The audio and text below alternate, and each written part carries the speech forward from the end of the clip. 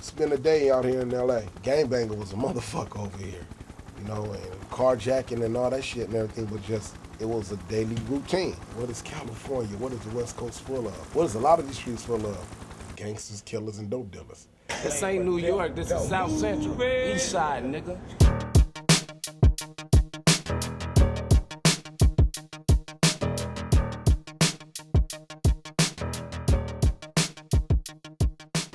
The West Coast started a new genre of rap, which is known as gangster rap. If you look at all hip-hop artists today, most of them are talking about, you know, what they sold and who they shot and, you know, what hood they from, so that's gangster rap. Everybody's looking at the West Coast, just them niggas is just Jerry Curl gang banging ass, just stomp down, straight up, strong arm.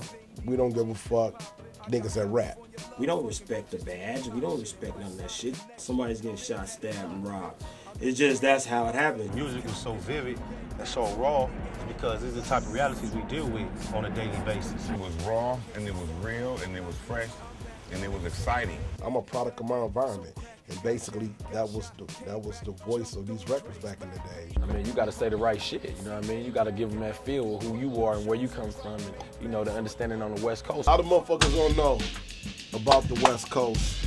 Ice-T, King T, Mixmaster Spade, rest in peace. You had niggas, you know what I'm saying, that's been putting it down for the longest though, that's been around doing their thing, NWA.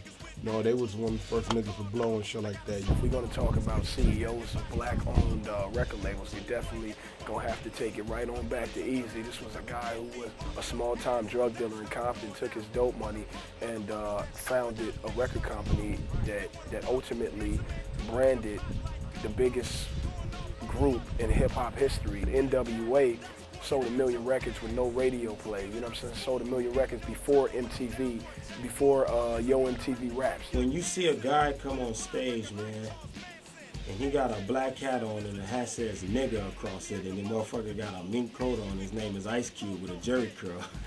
And then he's talking about fuck the police. No, he said fuck the police, you know what I'm saying? We've been saying fuck the police, but he put it on music, you know what I'm saying? Dr. Dre.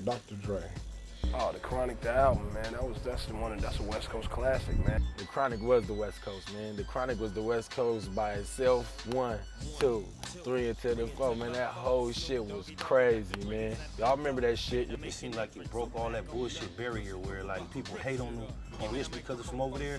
Something about the Chronic, motherfuckers don't hate on the Chronic.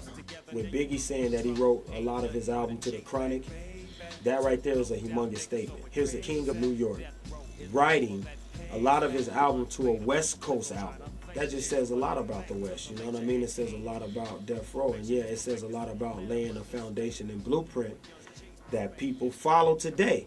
This shit exists over here. It's real. Turn on the news. You know, news ain't gonna lie. Nigga, when you say yellow tape up there though, it's real. You know, you turn it on, see them high-speed chases, it's real. You know, you turn it on and you see them parents crying, it's real. It's not just all videos and MTV cribs. Because it's serious out here.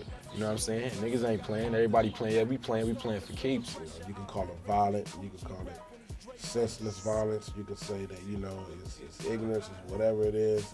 I sit back and I look at shit like that and I just say to myself that it feel good to be from over here, man. Because, you know, niggas on this side of town is gonna speak their mind. I just can't wait for the next me to pop up. Somebody that's gonna step up, be a man, poke his chest out, lift his head up and make it happen.